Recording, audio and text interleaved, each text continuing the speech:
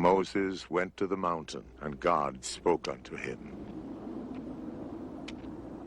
Moses, this is the Lord thy God, commanding you to obey my law. Do you hear me? Yes, I hear you. A deaf man could hear you. What? Nothing, Ganesh, forget it. Oh, Lord, why have you chosen me? What would you have me do for you? I shall give you my laws, and you shall take them unto the people. Yes, Lord!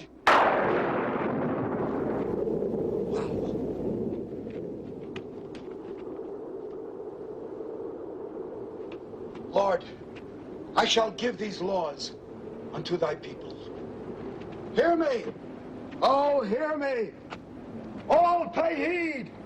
The Lord Jehovah, has given unto you these 15...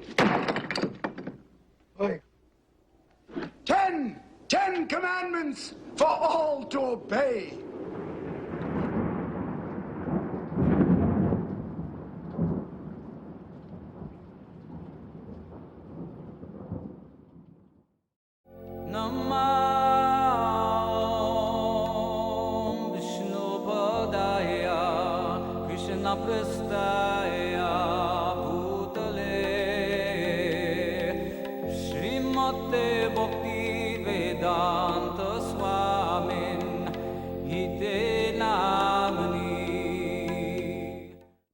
There's a real energy that we derive from remembering the great privilege of having been in Prabhupada's company.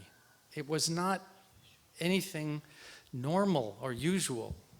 You ever go through this exercise, you know, the 1 minute elevator pitch? If someone were to ask, what do you remember most about being with Prabhupada? You know, the question itself is faultive. You don't not remember anything about it. Every second, every iota of time with Prabhupada was a revelation.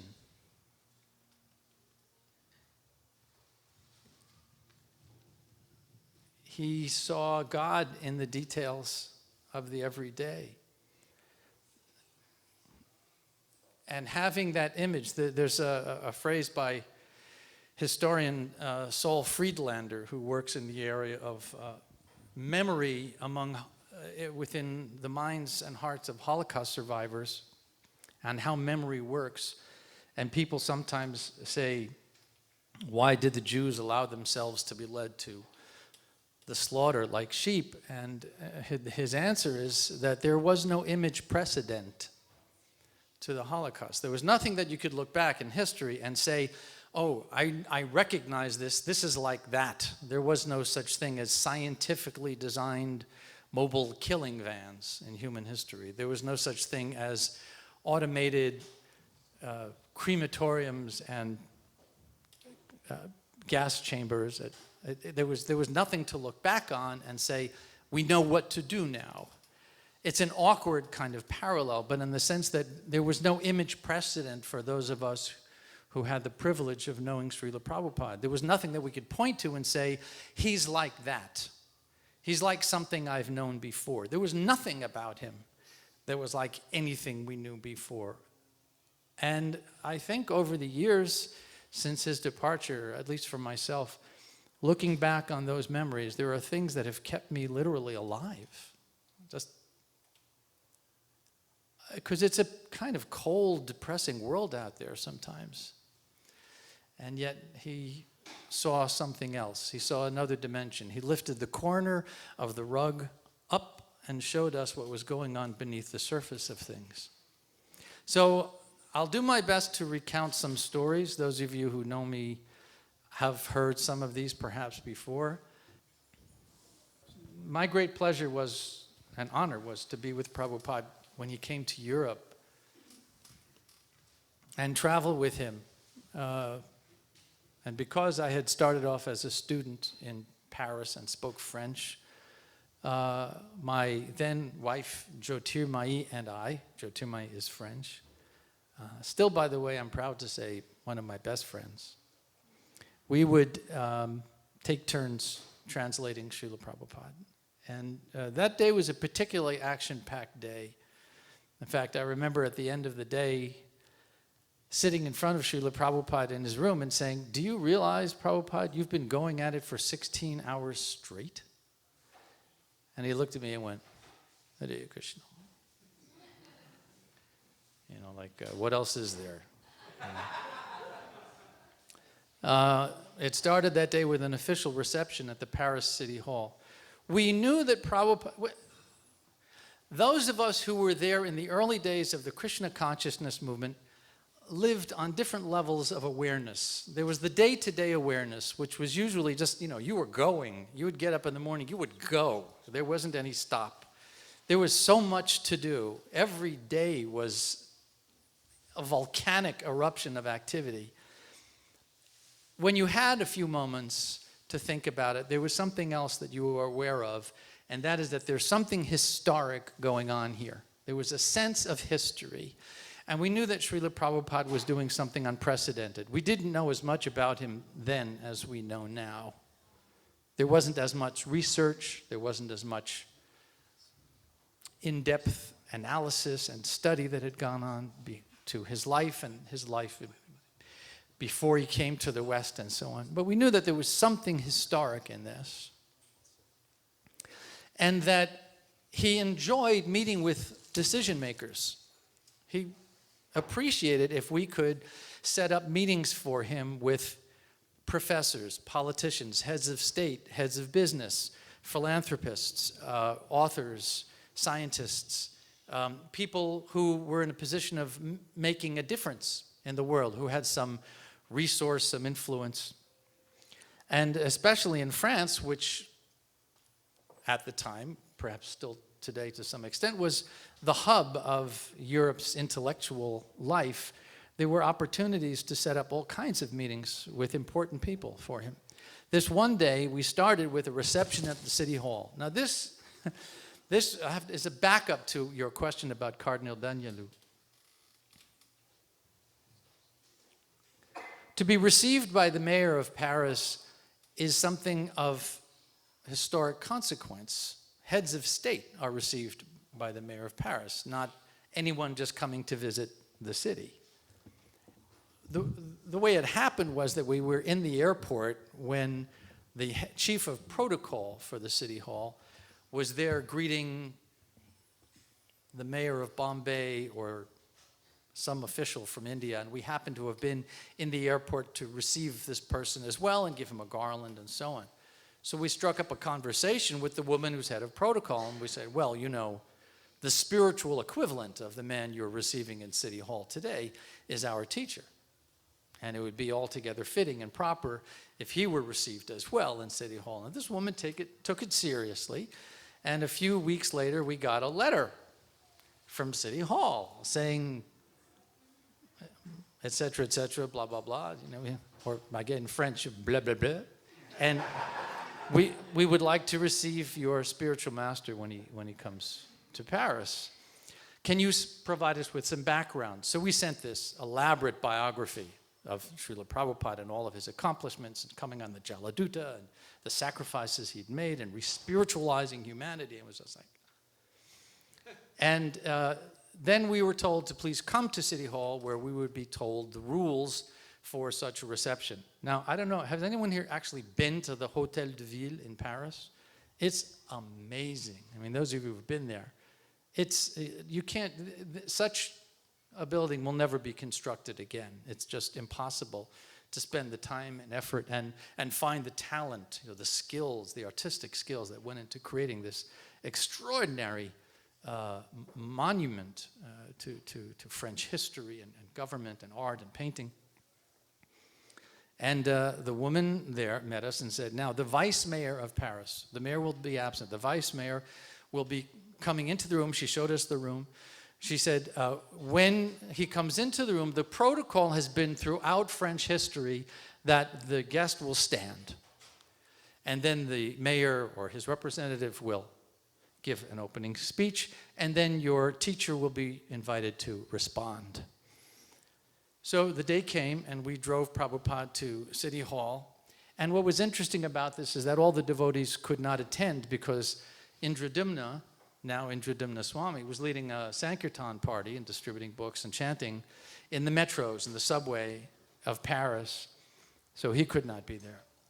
We walked in, and Prabhupada is looking around, like admiring this amazing building.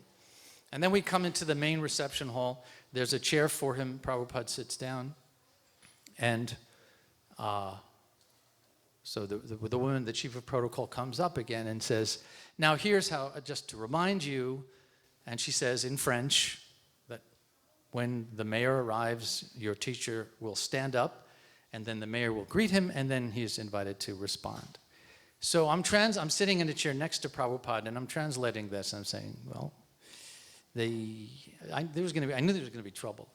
I said, when the mayor walks in, you're supposed to stand up, and then he will. I didn't get to finish the sentence, and Prabhupada looked at me and said, I'm supposed to stand up for who?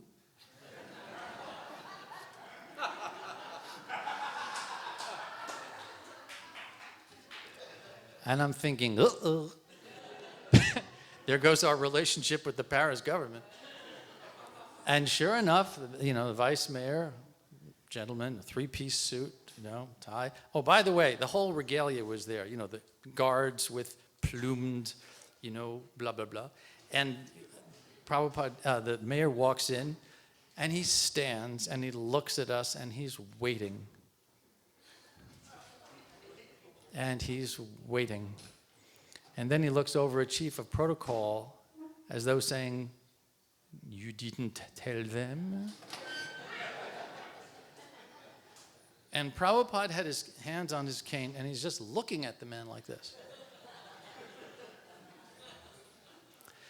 And the mayor literally starts sweating. I mean, I could see this, starting to drip down his face. Because the press was there, and there were cameras, and there were lights. Yarubara, you had your lights set up. We have this on film or just photos? It's on film? So the mayor just goes right ahead and starts speaking and talking about how, France is such a spiritual country, and, over the generations we've received so many people here, and now we are honored to receive A.C. Bhaktivedanta Swami to our hallowed halls.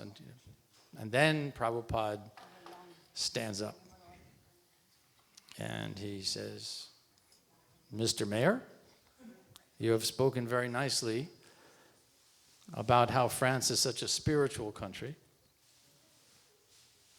That's important, he says, because if any government fails to teach the citizens that they are eternal spirit souls and that there is a supreme Godhead in control of creation, and that the government's job is to make a situation that is comfortable for the spiritual progress of its citizens, that government is a rascal government.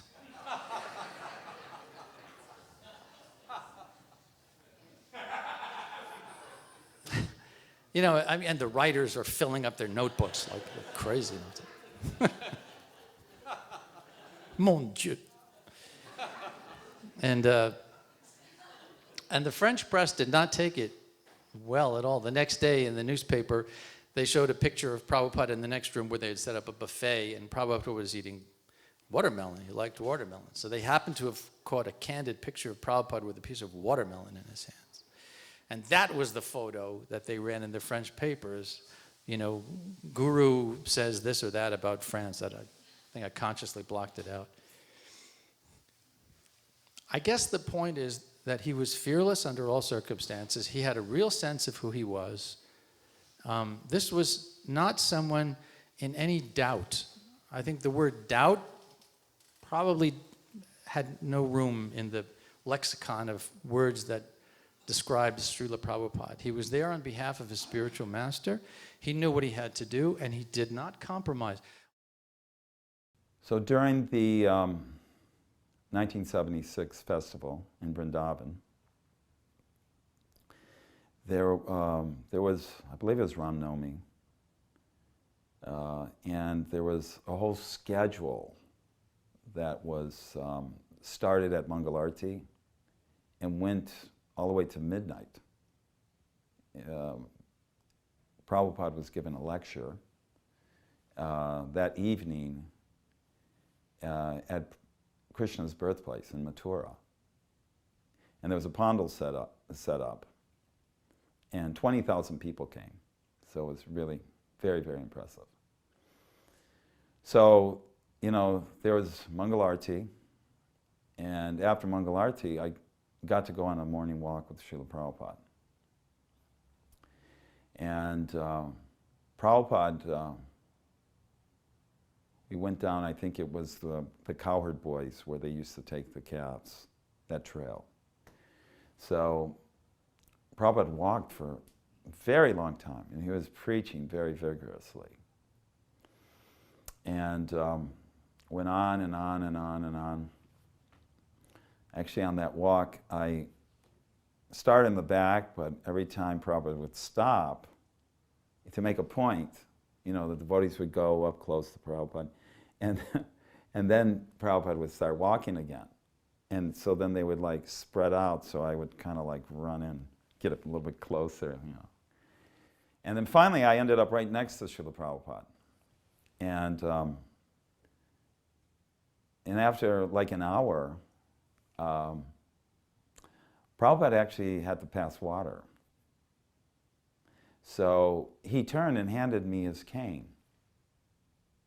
So I took his cane, and they had a bottle of water for Prabhupada to wash his hand. Prabhupada went down into this little gully, and there's a little tree, and, did what nature's called. And then he washed his hands, and he came back. In the meantime, I put the cane in my left hand, and I put my hand in my japa bag. And so I was chanting japa. So as Prabhupada was coming back, he reached for his cane, and like a fool, I started handing it with my left hand. Prabhupada said, "Left hand?" And immediately I went, "Oh," I was like, "Oh, I am an idiot, aren't I?" Okay, so I put it in the right hand and handed it to Srila Prabhupada. Prabhupada said, "Always right hand." So then anyways, Prabhupada went back, continued the walk. It was about like an hour and a half walk, very long walk. He was making a lot of very serious points.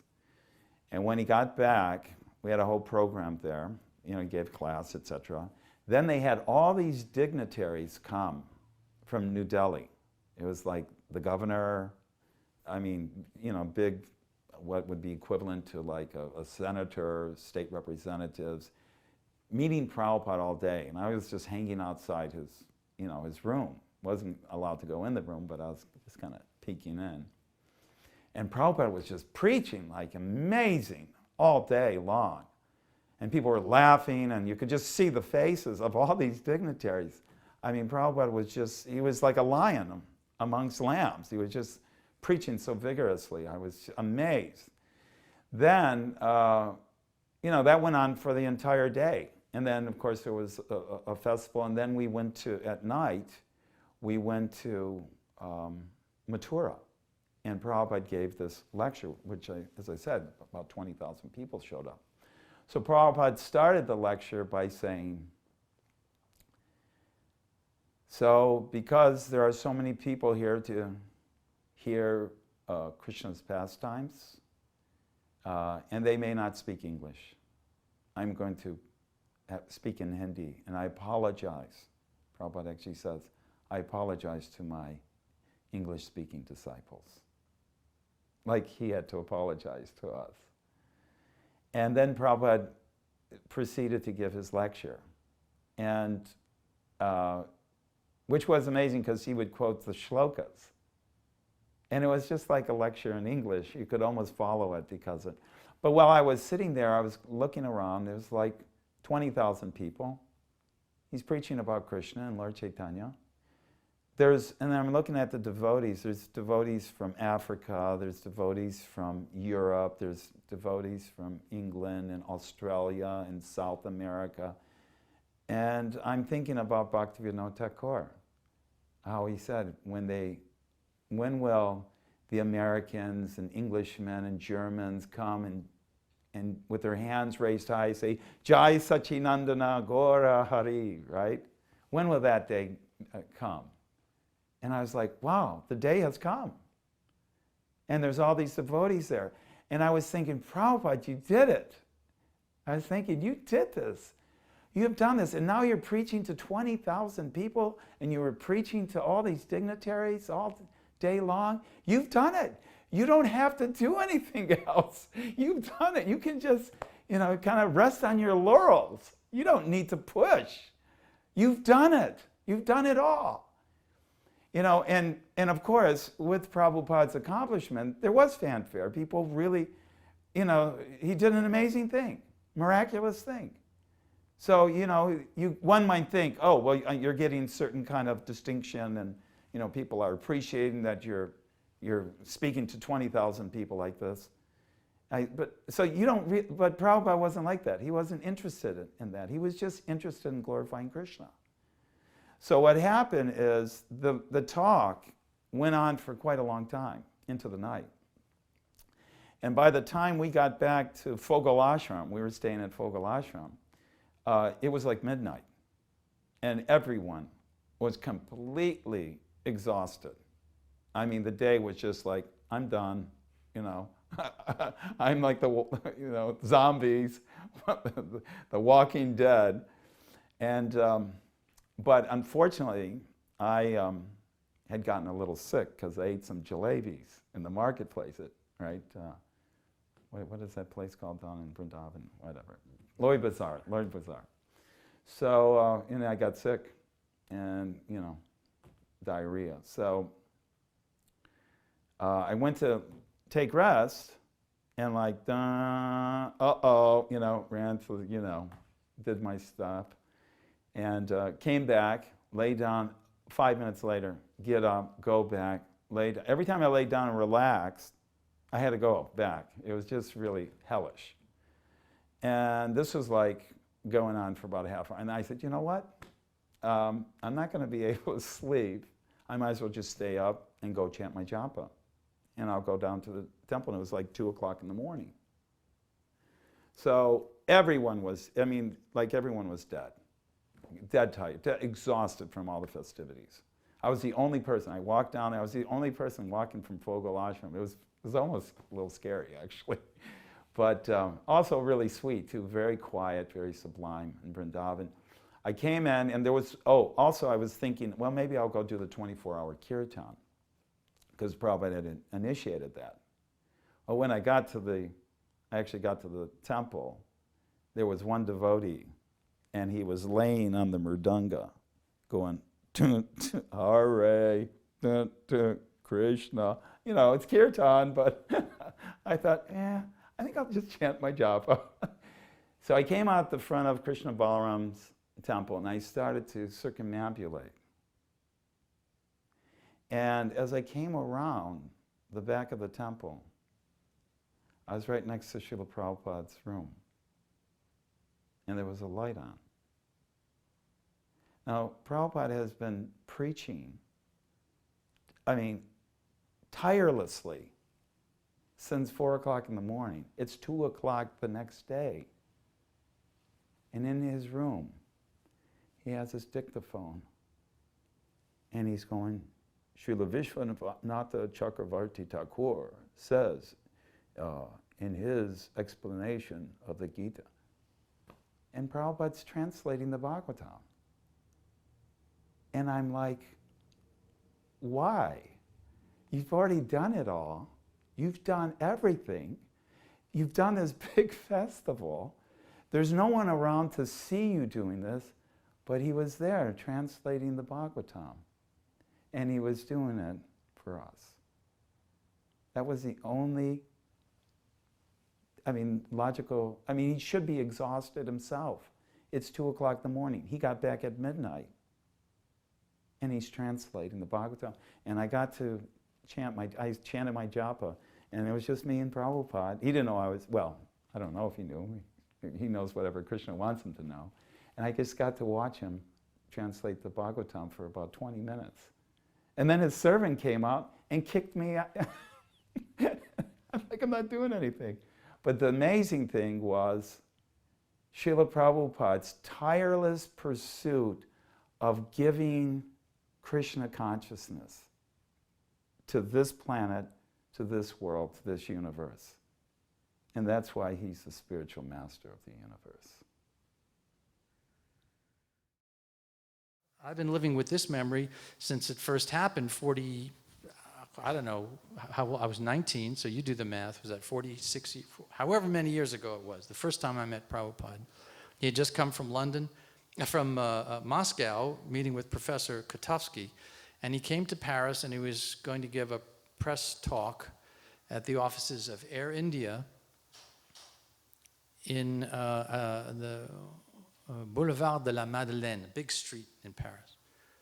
And somehow the other devotees were delayed getting there. I was there, I was the first one there. I don't know, I took a taxi, I don't remember how I got there first.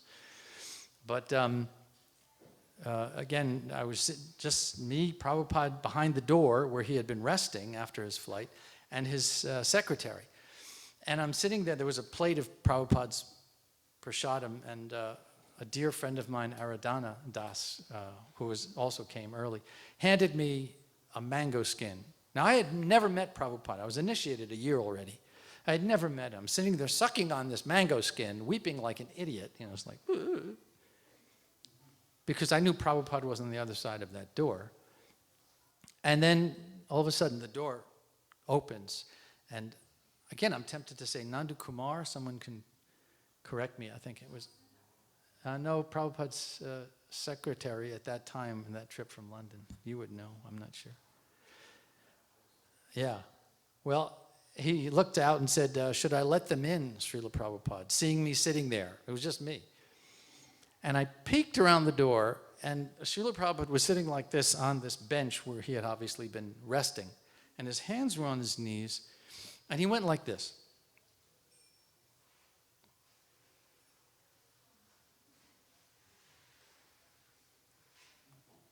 I was flabbergasted. It was the first perfect thing I'd ever seen in my life. Just, you know, there was no wasted effort, no fidgeting, no uncertainty about it. This was obviously the intentional gesture of someone in complete control of his faculties. And I had never seen, I mean, I knew about Prabhupada. I'd been hallucinating about Prabhupada for a year. And there he is sitting there doing this to me, you know, like something out of classical ballet. You know, it was just this beautiful gesture. And I came in and just like plopped down on my face in front of him. And then sat up. So I'm down here, and I'm looking up at him, and he's looking down at me. And, you know, the tears are just streaming down my face. And he's looking down, unblinking, into my face like that. Now, I've thought about this for 40, however many years it is. And I'm still trying to go inside that experience to understand what was going on. Now, look, truth be told, there I was, 20 years old, an only child of divorced parents, not exactly a happy childhood.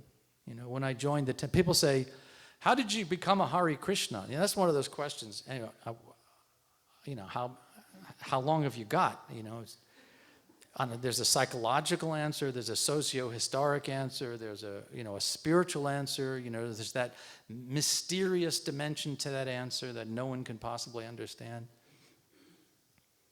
So I've thought about it so much at that moment, what that moment was, what was going through my mind, and it just felt very natural.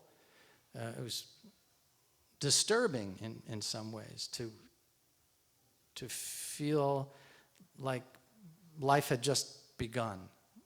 You know, that 20 years of life had been kind of preparing me for this particular moment, and what he saw in me, I don't know. But once again, getting back to the temple after this press conference, which is a whole other series of memories, I was the first one back. And Prabhupada was in his room. I went into the other room. We were sharing quarters in that room next to Prabhupada where the tulsi bushes were being kept. And then I heard Yogesvara. I came running in. And So this is the first time I'm talking to Prabhupada. And he's sitting on a cushion like this, pardon me imitating, but he was sitting like this with one leg up, and his hand was in his bead bag, and he was tracing circles on his head, like this. And his eyes were closed, and he looked at me. He didn't look at me, his eyes were still closed. He said, "You know, throughout my entire life, I have never forgotten Krishna." And then he opened his eyes and held his hand out like this. He said, "Even when I was a boy, I had my dolls." He called them his dolls. And he showed me about how tall, maybe this far off the floor. That's another one of those things.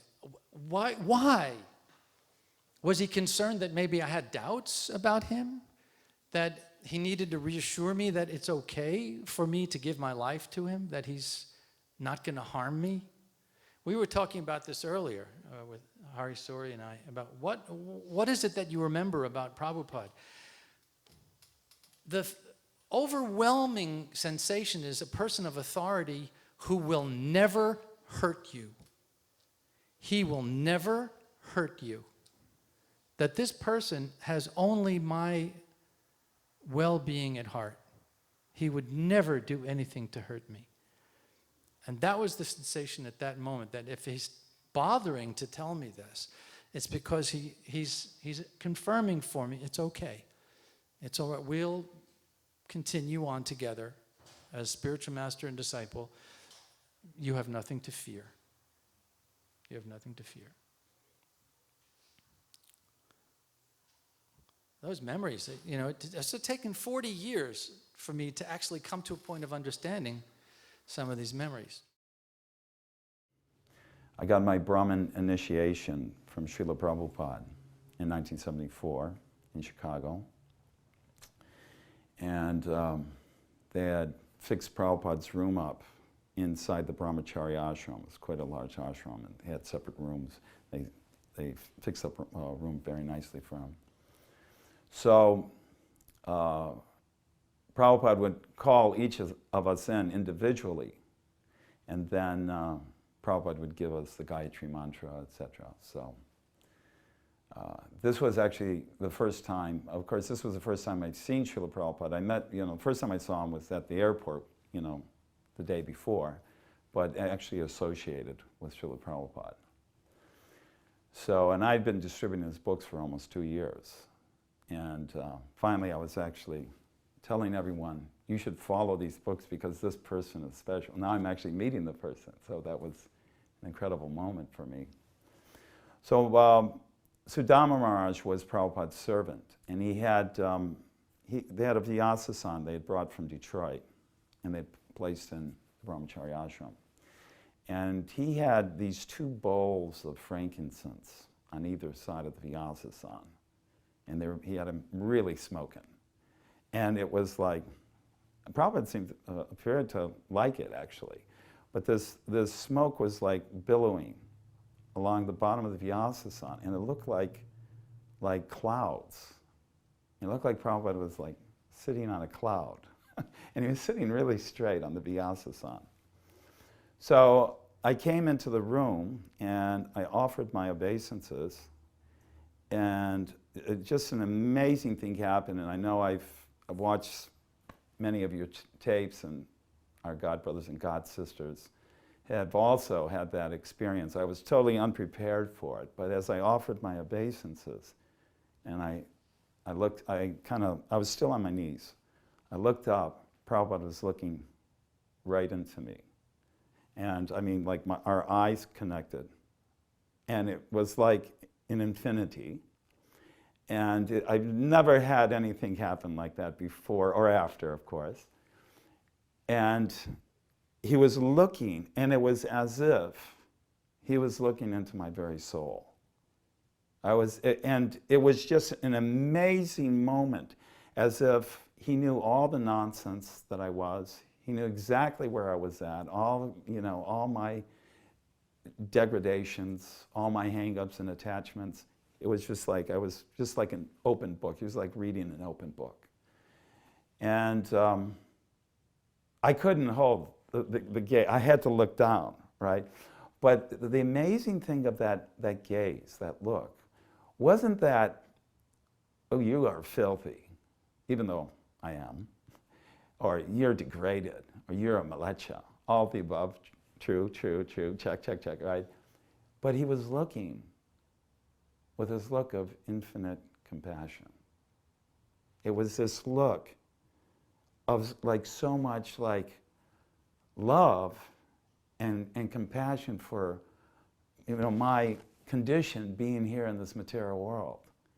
And it was like, I can take you out of this material world. And at that moment, I thought, this personality can actually save me. So I was still on my knees, and Prabhupada said, come close. So I kind of scooted up on my knees. And Prabhupada said, give me your right hand. So he took my right hand and he put my thumb on the middle digit of my ring finger.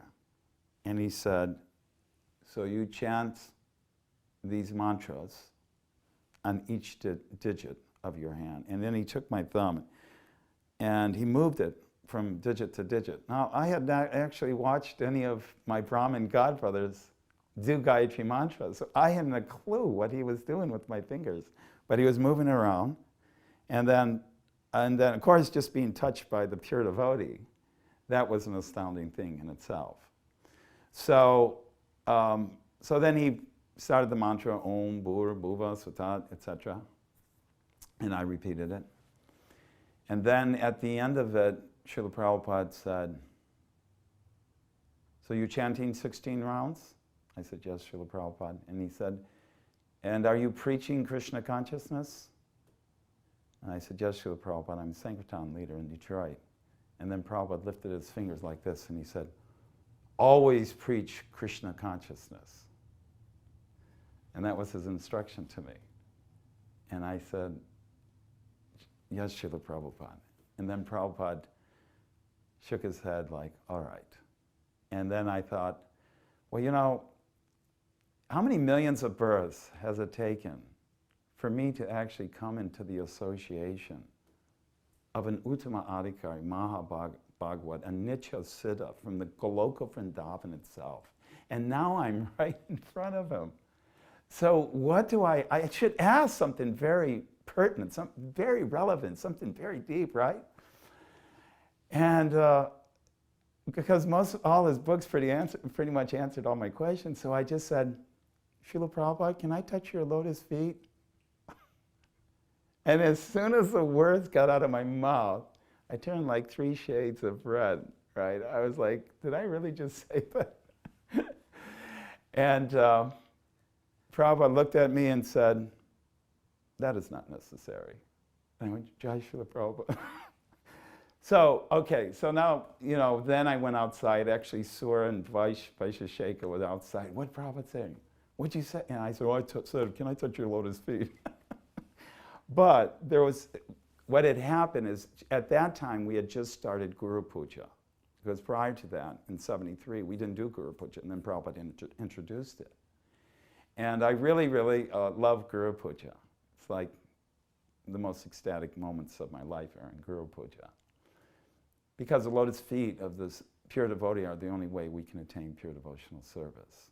We bow down to those lotus feet with great awe and reverence. By his grace, we can cross this ocean of material suffering and attain the mercy of Krishna. And then also, I just got a couple things from the Chaitanya Charitamrita, 2 verses that Lord Chaitanya quotes. It says, O King Rahugana, without taking upon one's head the dust from the lotus feet of a pure devotee, one cannot attain devotional service. And devotional service is not possible to attain simply by undergoing severe austerities and penances, by gorgeously worshiping the deity, or by strictly following the rules and regulations. One can only get devotional service by taking the dust from the lotus feet of the pure devotee. And then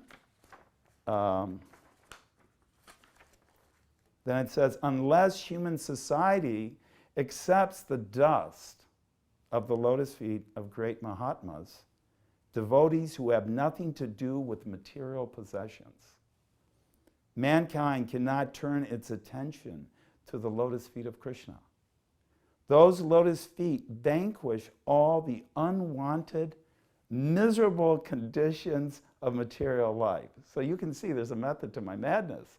Those lotus feet vanquish all the unwanted, miserable conditions of material life.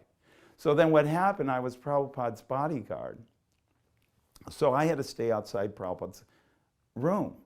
And every time Prabhupada, he'd go out, he'd go to the restroom or whatever, go take prasadams. He would walk out the door and I would offer my obeisances. And about 6 inches from my face was his lotus feet. But now I can't take the dust because he said that's not necessary. So I always kind of harbored that desire in my heart to have the lotus feet of Srila Prabhupada, right? To get the dust of the lotus feet of Srila Prabhupada. So 3 years later, I was in Brindavan in 1977, and I was sitting in Srila Prabhupada's room at Prabhupada's feet. And it was an incredible time in our history of ISKCON, because Prabhupada was in his Ancha Leelas. And they were massaging Prabhupada's arms. Pendra was on one side, Tamal was on another side. Someone else was massaging Prabhupada's head. And Trivikram Swami was massaging Prabhupada's feet. And of course, I'm eternally indebted to Trivikram Swami. But so I'm sitting next to Maharaj, and I'm watching him, and he's massaging Prabhupada's feet, and he's putting Prabhupada's feet on his head. And I'm going, ooh, oh, he's so fortunate. And then I'm thinking, in my mind, I'm having this debate. I'm going, hey, you're here in Brindavan, just in the room with him, right? Even 1/11th of a second in the association of a pure devotee is more important and more powerful than 1,000 Vedic sacrifices. So just be satisfied, right? But no, he had those lotus feet. So I was sitting there chanting japa, and I was thinking, how am I going to get Maharaj to let me massage Prabhupada's feet? Of course, I've been at Sankirtan for 4 years, so I had to get my pitch ready. So I was waiting for the opportunity. And after about an hour, it was like a miracle. Maharaj yawned. And as soon as he yawned, I was like, oh, I know what I'm going to say. So I kind of crept over and I said, excuse me, Maharaj, you look like you're really tired. I know you've been here for a long time. And I was just wondering if it would be okay if maybe I could massage Prabhupada's feet. And he turned and he looked at me like this, heavy duty, sannyas look, and he goes, okay. And I was like frozen in ecstasy. So then he showed me, how to massage Prabhupada's feet and rub, his calves. And he had to be very delicate because Prabhupada's condition was, he did not have much, he didn't have any muscle tissue. But his feet were definitely lotus. They were amazing. So I got to massage Prabhupada's feet, and I got to put his feet on my head. So, and I got to massage his feet for 2 hours. And so after about an hour of massaging his feet, Prabhupada said to Tamal Krishna Maharaj, he said, because Prabhupada was going blind, and he couldn't even see to the end of the bed. And so he had to ask who was in the room, and he said, who is massaging my feet? And Tamal Krishna said, oh, it's Udayananda from Detroit. And Prabhupada's big smile said, oh. And it was like, and of course, I felt like this, again, wave of ecstasy. And it was like, I just wanted to touch Prabhupada's feet. But Prabhupada was like reciprocating so nicely with the devotees. He was like, you know, like they say, you take one step to Krishna, he takes 100 steps. Prabhupada was like taking 1,000 steps. He was just like pouring his mercy on the devotees. It was just incredible. And I just felt, wow, Srila Prabhupada, you just fulfilled all my desires. You know, I just wanted to touch your feet, but you let me put those feet right on my head. That's Srila Prabhupada's mercy. We drove him from there to the home of Cardinal Danielou. Danielou came from a very well-regarded family. He had a brother, Alain Danielou, who was one of France's leading Indologists. It's an interesting family dynamic, if you can think about it. You've got one brother goes the India direction, and the other brother, one of the leading religionists for the Church of France. Danielou had actually done some, I did a little research on him, he'd done some important theological writing with regard to the role of Jesus in society. But he came from that school of thinking which held that souls only inhabit the bodies of human beings. Now, our theology, our Krishna consciousness theology is rather simple. We say that all life, whether it be human or plant or bacteria or flowers or animals, whatever it may be, anything that we say lives is a spark of God, of the same quality as Krishna, the Supreme Person, but in minute quantity. Because we've been in this material environment for many, many, many lifetimes, we have forgotten our original spiritual nature. By chanting Krishna's names, we can revive the awareness of ourselves as eternal beings, which is present in our hearts, but now it is covered over. That's it, in a nutshell. That's basically our whole theology. But that one foundational principle, that all life is a divine spark of God, is lost on some people who ascribe consciousness and self-awareness only to humans. So Danielou was like that. Not a bad person, but for him the important aspect of Christian theology was, you might say, engaged Christianity. That phrase, using that word engaged, came from the 60s with Thich Nhat Hanh, who used it to describe engaged Buddhism as a way of moving your Buddhist faith into the arena of social action. Danielou was of that persuasion with regard to Christianity. And so when he met Srila Prabhupada, the conversation kind of gravitated rather quickly to this issue of the soul in all forms. I can't understand you Hindus. Why you prefer to see your children starve than to kill the sacred cow? I don't understand. And Prabhupada was sitting there, just let me speak. He said, let me speak. He said, first we have to define what are the symptoms of consciousness. And he took him through step by step, a very, very clear, elementary, you might say, understanding of what are the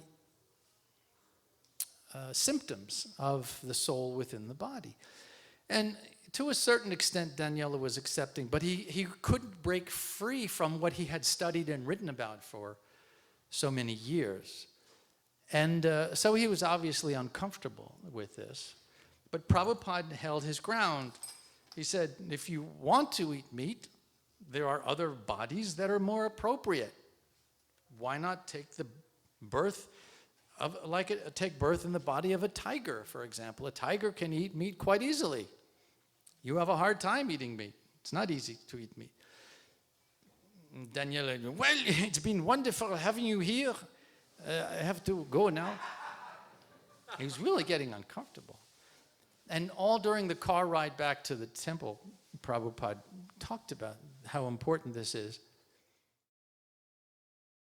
So in 1976, I was on the Radha Damodar Traveling Sankirtan Party, and we went to Sridham Mayapur for the Mayapur Festival. And we were sitting in Srila Prabhupada's room. Prabhupada had like 80 boys in the room. And we were all sitting there, And we're all just looking at Srila Prabhupada. And Prabhupada looked over at me and said, "What are you reading?" I had a Chaitanya Charitamrita on my lap. It was the second volume of Adi Leela. So I said, I was so excited to, Prabhupada was talking to me, I was like, "Oh, Srila Prabhupada, this is Chaitanya Charitamrita, second volume. It's the pastimes of Lord Chaitanya with Prakasananda Saraswati." And what happened is that Lord Chaitanya was invited to dinner with all these sannyasis. He didn't want to go, but this one Brahmin was begging him to go. So he came in after all the sannyasis were already seated. And, and I'm telling the whole story to him, right? Like in all this detail. And then he started to glow like a million suns.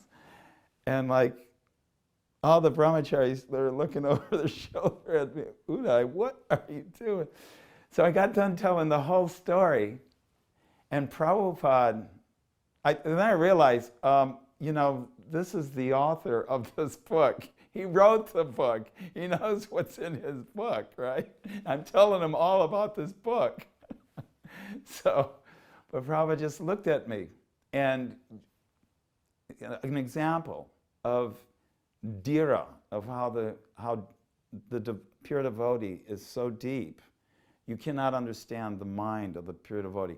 Prabhupada looked at me with this look, and I did not have a clue of whether he was pleased, he was upset. It was just like dhira, just this look. Like, was that necessary or not? It was just like, and all I know is I got a lot of ribbing later on by my godbrothers. We have a responsibility, and it's fascinating how principles of memory migrate over into the things that challenge us in Krishna consciousness. In a sense, we are also the inheritors of memory. Those of us in the first generation who knew Srila Prabhupada, we are compelled by that privilege to recount to you these memories and these stories. I could tell you a simple story, like I remember in Paris, Prabhupada teaching us how to cook, and there was a young brahmachari there, and Prabhupada was saying, "No, first you put in this ingredient, and then you put in that ingredient," and then he looked at the brahmachari and said, "And don't let the butter get too near the fire." I'll let you interpret that one. So, you can tell these lovely little stories, and they're important to getting a sense, a composite picture of who Srila Prabhupada was. But do we not have as well an additional responsibility? I'd almost, if I may paraphrase Thomas Aquinas, who in law talked about a secundum quid, an additional level of responsibility. People who go into law, it's not just a career. You're there defending the pillars of the democratic process. Those of us who enter a life of Krishna consciousness have a secundum quid, an additional level of responsibility, not just to remember Srila Prabhupada and to follow the principles, but also to understand what was Prabhupada's vision for the future. I'll get into a little bit more of that tomorrow. So my hope is that as you hear these stories about Srila Prabhupada, those who are doing the telling and those who are doing the listening will all go deeper down into what's the deeper meaning? How am I involved in that story? What does that story have to tell me? Let me give you an example. We're on a morning walk with Srila Prabhupada in London. I don't know, maybe you were there, Shamsundar. I kind of conflate pretty much all my memories of Prabhupada with you. And in India, when neem twigs were available, Prabhupada would use them as toothbrushes. I don't know if you're familiar with this, but neem has medicinal qualities, and if you chew on the end for a while, you can make it like bristles. And that's what Prabhupada would use to brush his teeth, these little neem twigs. Well, in London, there weren't too many neem trees around. So as we were walking through New Hyde Park, there was a willow tree. And I'm trying to remember who his secretary was at that time, Nanda Kumar. He said, "Go get some twigs." And his assistant went over and broke a twig off. reached up and broke a second twig off. And he was about to reach up to break a third twig, and Prabhupada stopped him and said, no, don't disturb more than necessary. Who's thinking about it? He didn't want to disturb that tree, you know. And that got me thinking, what is he seeing that I'm not seeing there? So later I went to him and I said, Prabhupada, what do you see when you look at a tree? He was always very patient. I would ask him the most outrageous things, and he was always very patient. I said, what do you see when you look at a tree? And then I generalized it because I thought, well, maybe that's making him uncomfortable. What does a pure devotee see when he looks at a tree? And Prabhupada said, well, you don't exactly see a tree. I mean, what you see is the body of a tree, and you know there's a soul that is residing in the body of that tree. And then he thought for a minute and said, but then again, the soul is never alone. Ishvara sarva bhutanam hrideshe arjuna tishtati. Within the heart of the soul is Krishna. So looking at that tree, he would see not just the soul there, but also Krishna within the heart of that soul. So in a sense, you actually see Krishna. That's my Prabhupada. You know, so he didn't want to disturb that tree more than necessary. I'm in Brindavan, and it's 1976 at the festival. And actually, my friend Pragosh helped me to get on this morning walk with Srila Prabhupada. And it was just brahmachari sannyasis. And Prabhupada was very, very grave. Very, very grave. And he was very animated on this walk. And he was talking about making vows and keeping vows. And he started talking about the whole entrapment of this world for a man is a form of a woman. And he was saying that this form of a woman will keep you from going back to Godhead. The attachment for this form of the woman, for your enjoyment. And Prabhupada went on and on. He said, especially for sannyasis, he said, vantashi. It's like you vomit this material. Well, you give up this world, it's just you vomit. And Prabhupada is very graphic. And he said, and then you go lick it up. Vantashi. And we were like, actually, you didn't want to look at, Prabhupada could burn you to ashes there. And everyone was like, you know, gulping, right? And Prabhupada went on walking. And he then stopped and said, if you can conquer woman, you can capture Krishna. If you can conquer woman, you can capture Krishna. And not that, you know, obviously it's not a physical thing, like, okay, we're going to fight. No, it's that attachment for enjoying a woman. And how, he said, how vigilant you must be as a sannyasi. Have no association with women. Because for a sannyasi to again take up the association of women, vantashi. So I, you know, of course I became a grihastha after that, but I still remember that penetrating. Especially for sannyasis and brahmachari, no cheating. There's no cheating, because Krishna is in your heart. And if you can conquer women, you can capture Krishna.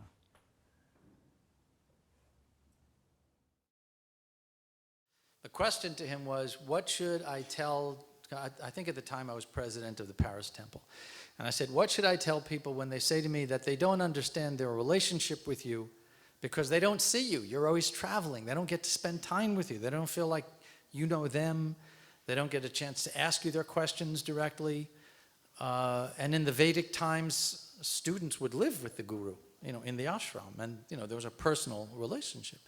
And at first he asked, said, what do you tell them?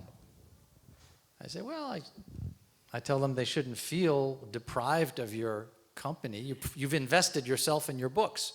And if they read your books carefully, they'll find that relationship with you. And he said, first you should ask them if they're chanting their 16 rounds.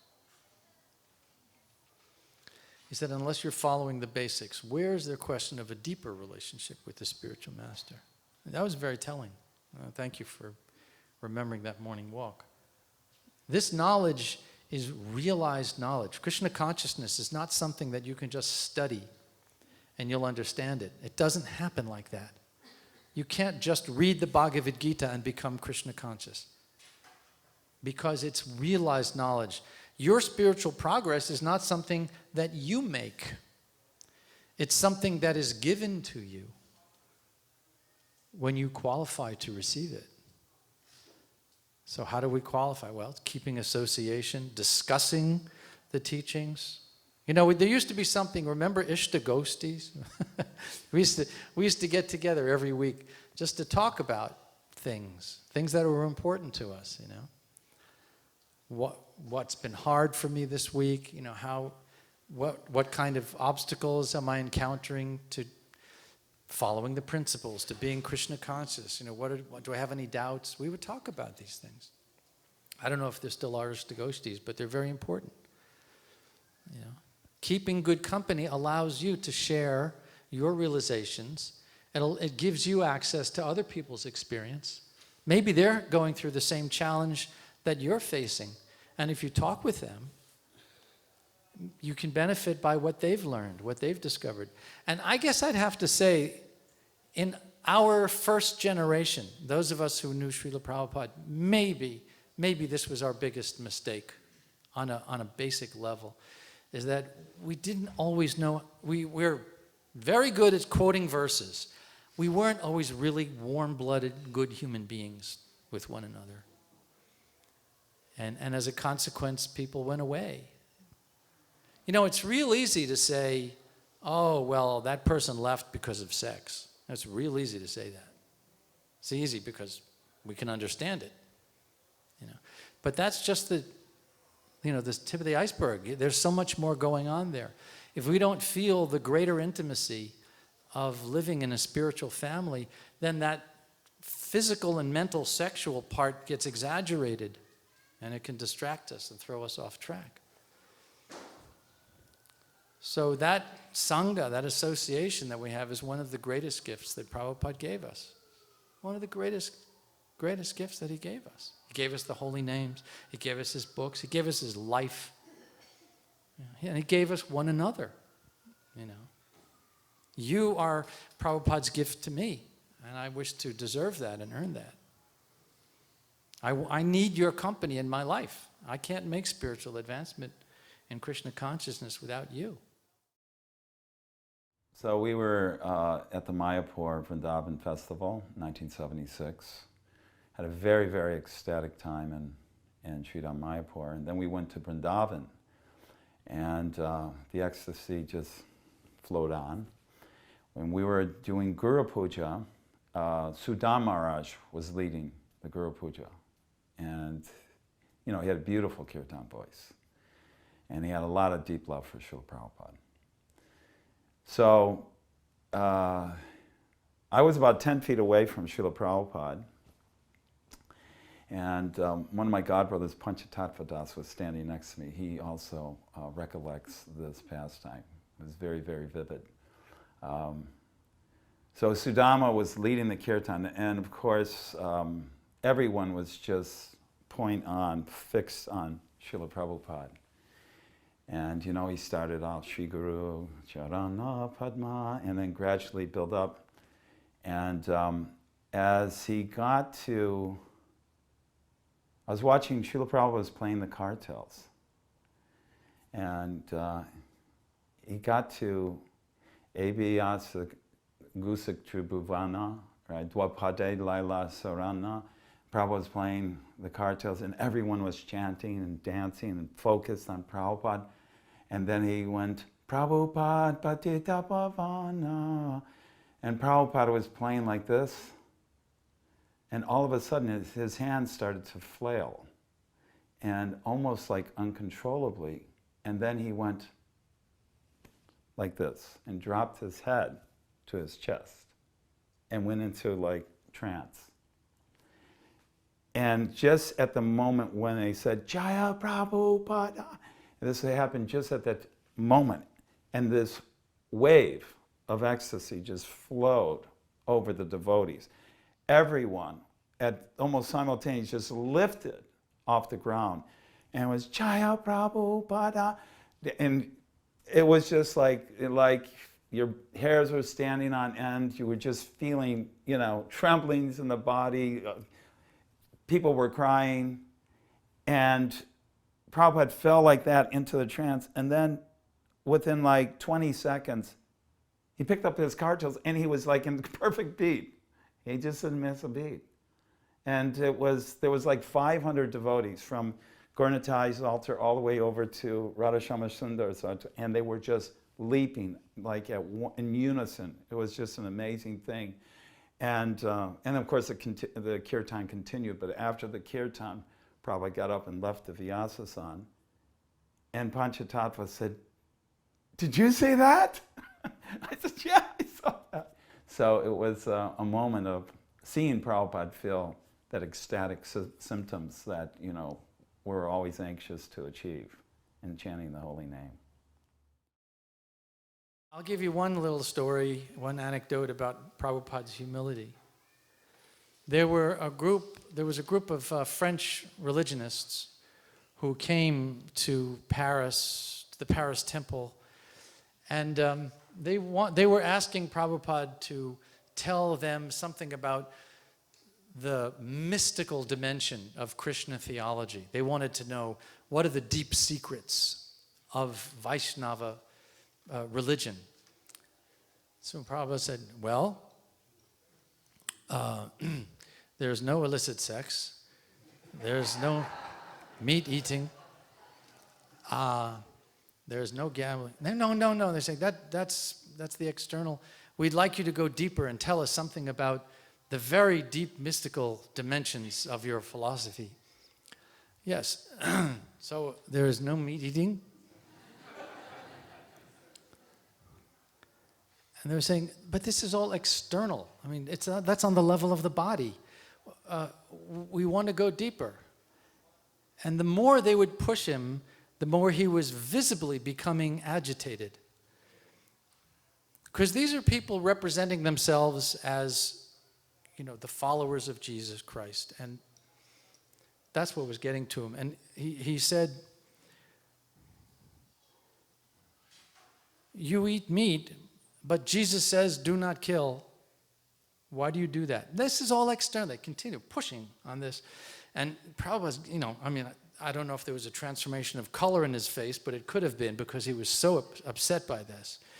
And finally he looked at them and said, do you believe that Jesus gave his life for you? And they looked at one another and said, well, yes. Do you believe that he gave his life to absolve you from your sins? Yes. Then why do you sin? I mean, we literally, we were pushed back against the wall by the force of this energy coming at us from Prabhupada. And then he started crying. He started weeping. He says, you do not love Jesus. You do not love Jesus.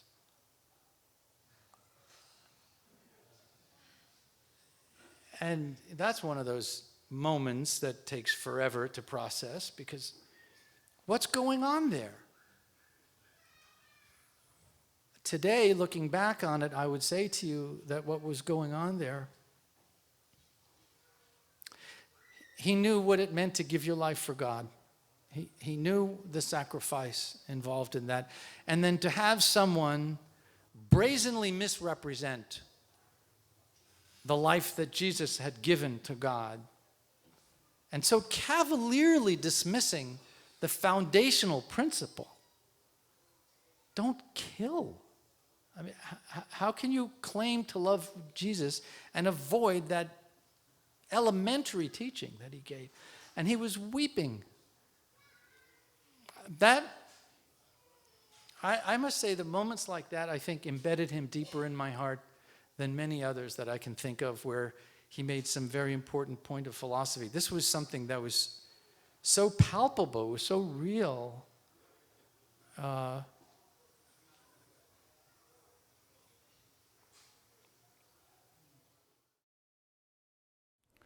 So I was on a morning walk with Srila Prabhupada. This was in Chicago in 1975. And we were walking along for some time on Lakeshore Drive. And we came up to this pier, this fishing pier. It went way out into the lake.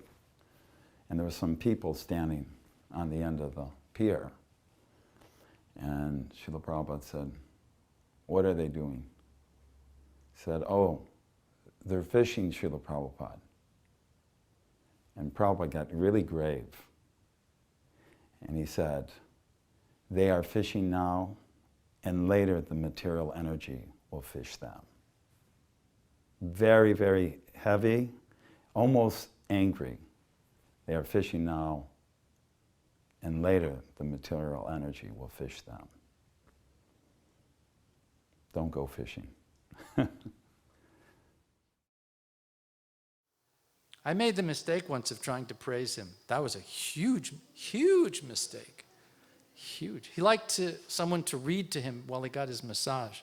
So I'd be reading Chaitanya Charitamrita usually, and in Paris. And he'd be getting his massage, and it kind of moved around a bit. And there was one of those sections in Chaitanya Charitamrita where it says, if you take this bus to the 3rd station and then switch for the local train, and you go 2 stops and you go around the building at the train station, you'll see a rock there, and the rock, like all of these details among details among details. And I said, what's with all the details? How come you wrote so much details into your commentaries and your purports? And he said, because this will substantiate for people the historicity of our movement. When they read that there is so much rich detail in history, they'll understand this is nothing invented. So for some reason, the person giving massage had to leave the room. So I'm sitting there with Prabhupada. I'm continuing to read. At one point, I was just a little overwhelmed by it. And I said, I don't know how to thank you for doing this. You know, we read these books, and I was kind of grasping for words. And just at that moment, I looked up, and he had gone into this kind of, his head was bowed, and he was just, no, going back and forth, back.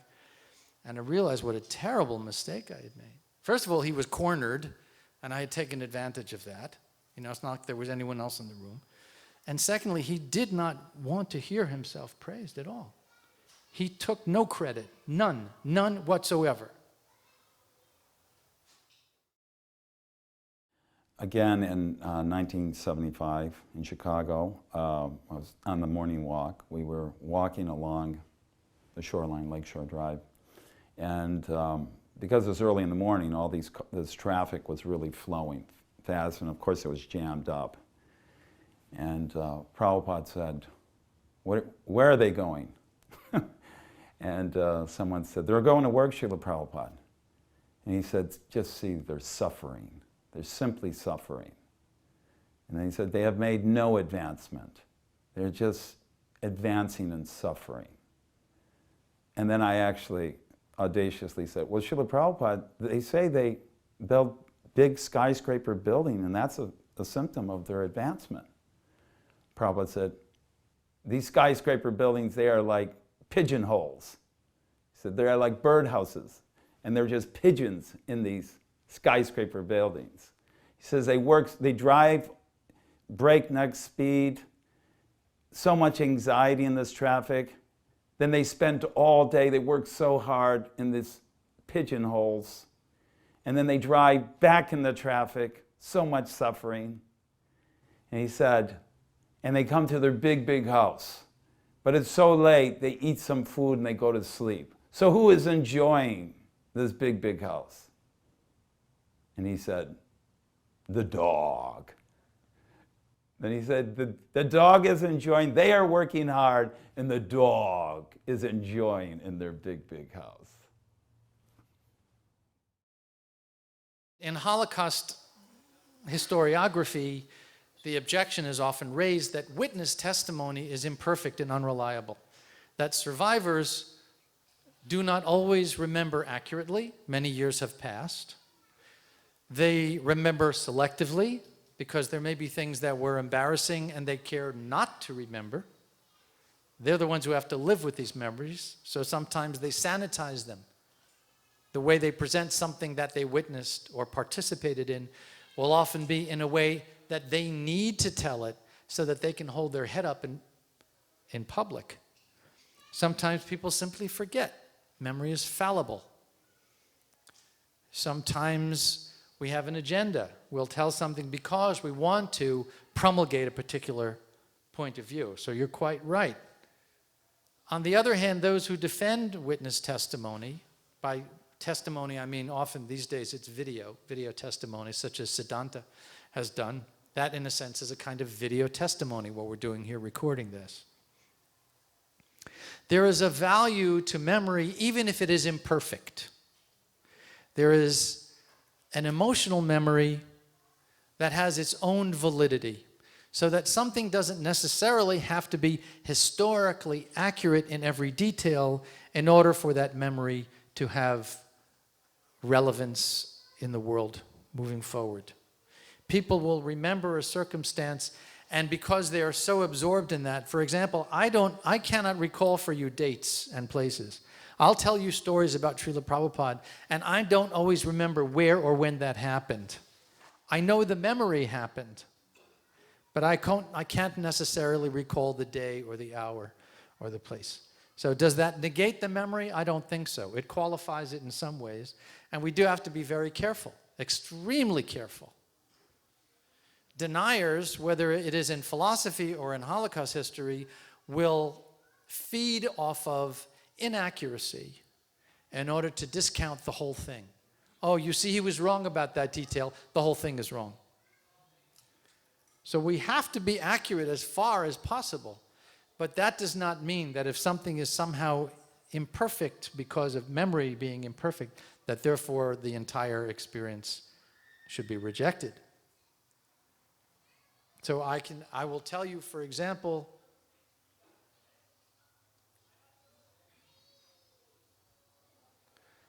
that I can remember being with Prabhupada in Bhubaneswar in January of 1977. It was the last time I saw him. And he was seated behind a low desk, as he often was, but the weather was very warm, so he was stripped to the waist. This was 10 months before he passed away, nine months, something like that. And he was in a little hut at that time, Bhubaneswar, which is a very valuable plot of land, but it was undeveloped, so it was just a few straw huts. And he looked around the hut and he said, "Sometimes they put me up in extravagant apartments. And sometimes I'm in a little straw and clay hut." He says, "What's the difference?" He says, "The sensations are all the same." And then he leaned over conspiratorially and he said, "This is the problem in France. They're thinking we are living in a big palace."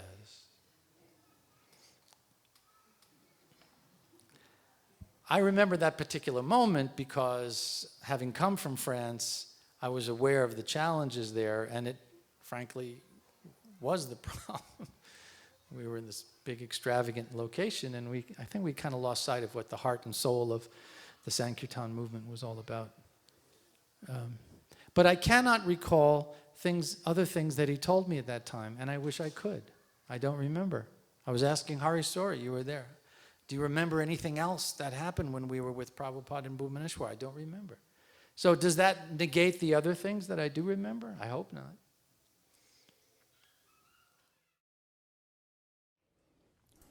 So, Srila Prabhupada there was an ongoing tug of war of Srila Prabhupada going to Govardhan Hill.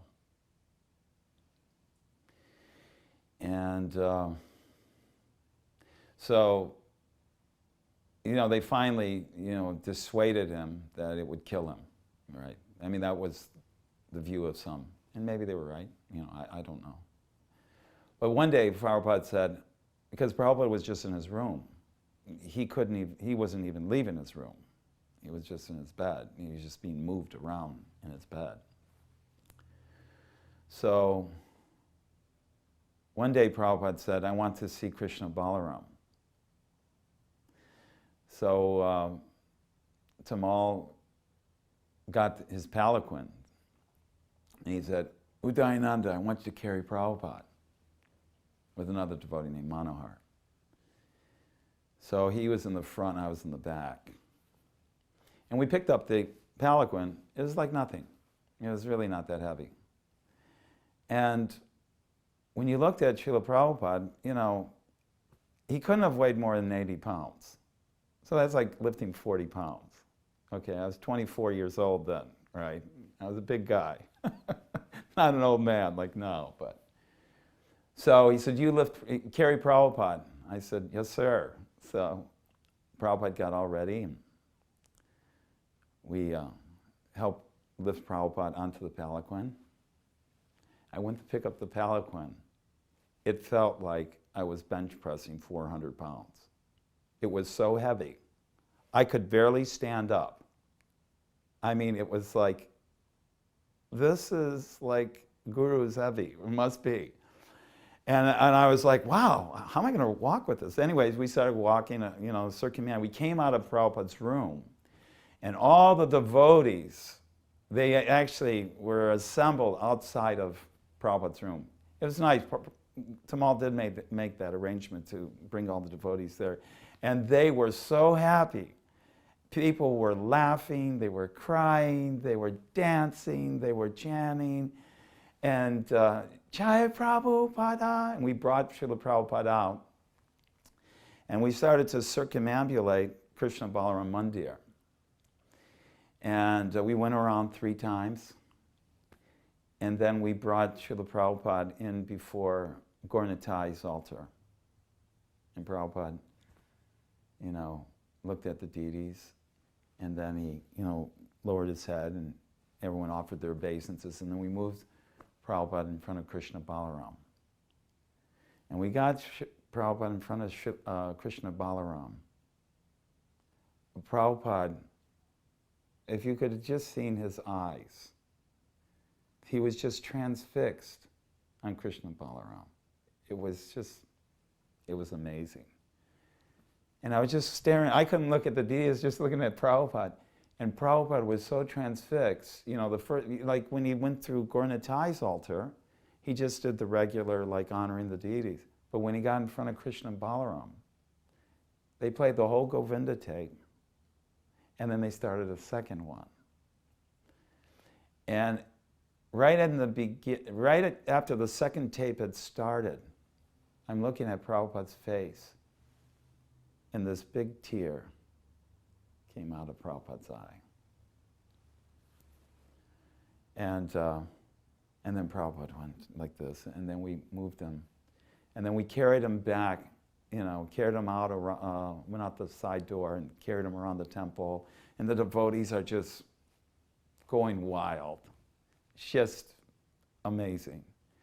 And we brought him back into his quarters.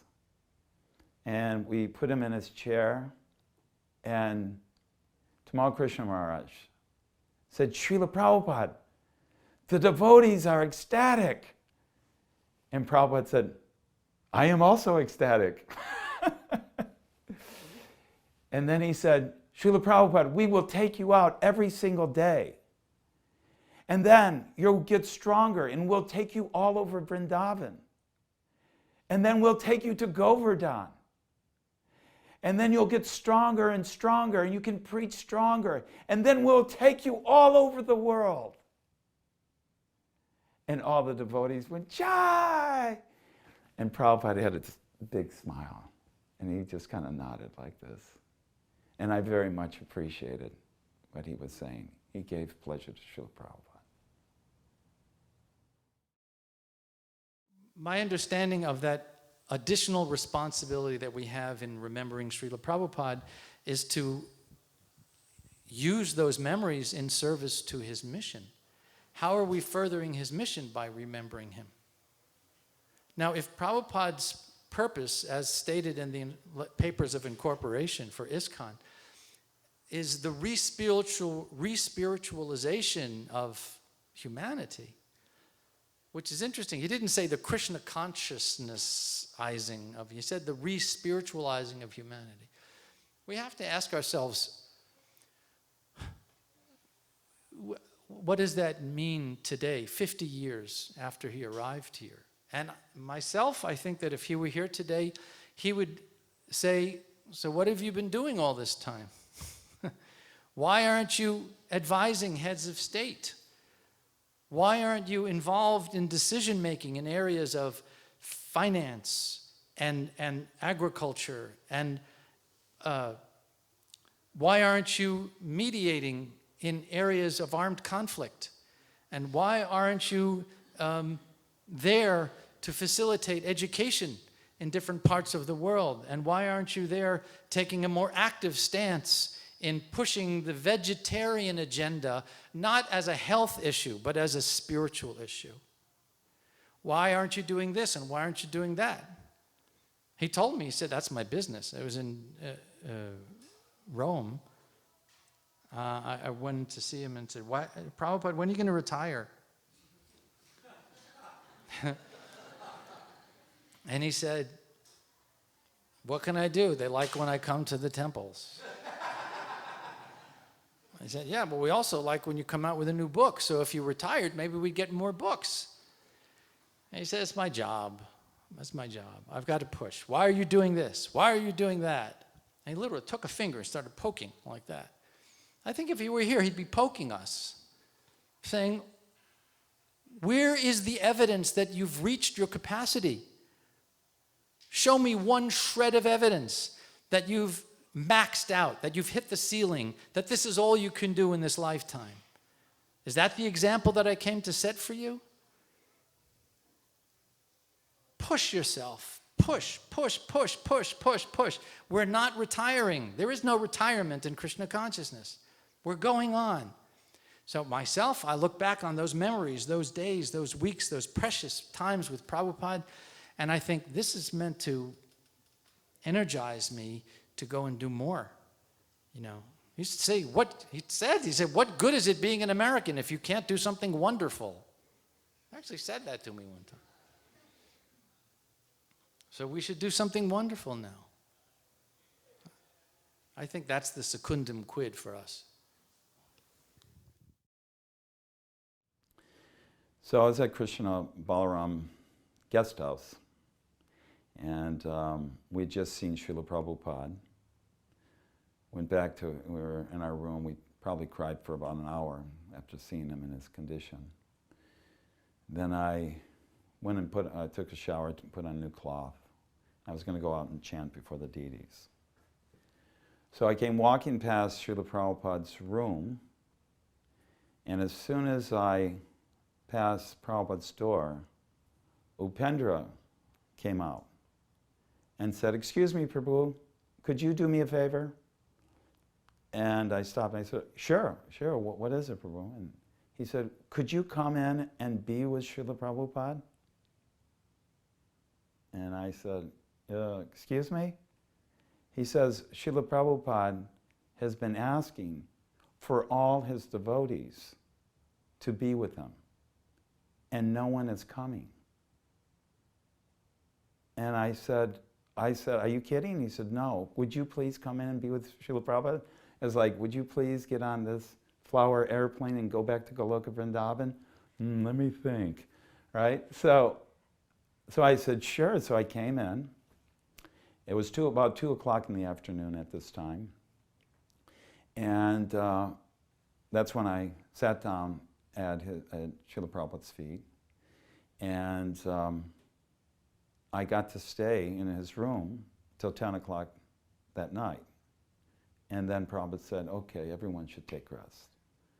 So when I was leaving, Upendra says, thank you, Prabhu, for coming and spending 8 hours with Srila Prabhupada. And I was like, Prabhu, this is like surrealistic, okay? This is like every devotee's desire is to be in Srila Prabhupada's association at all times. And I said, so can I come back tomorrow? And he said, oh, would you? And I go, yeah. And then I said, well, when can I come? And he said, when would you like to come? I said, well, how about right after Mangalarti? And he goes, that'd be great.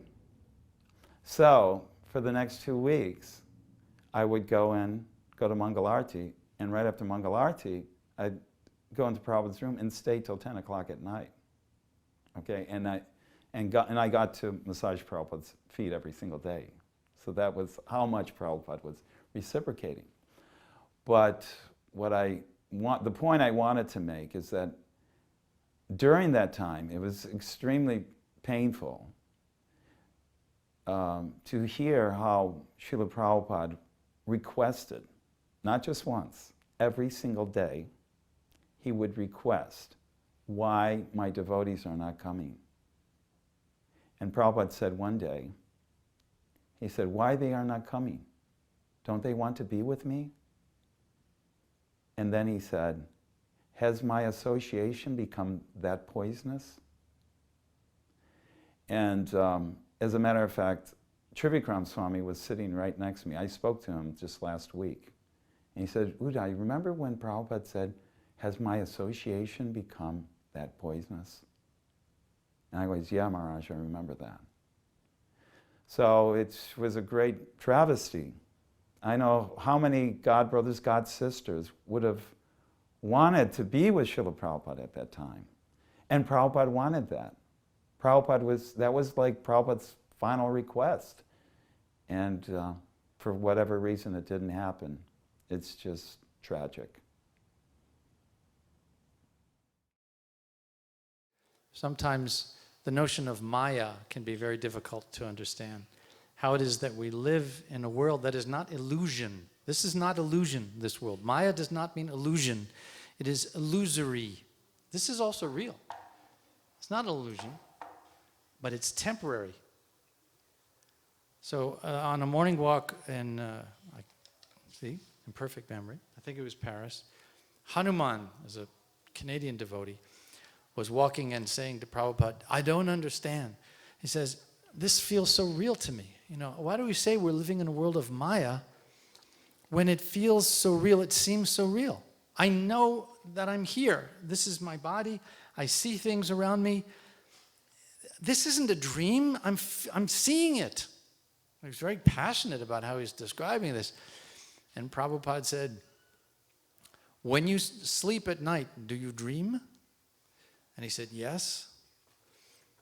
And Prabhupada said, the only reason why you think the daytime dream is more real than the nighttime dream is that you spend longer awake.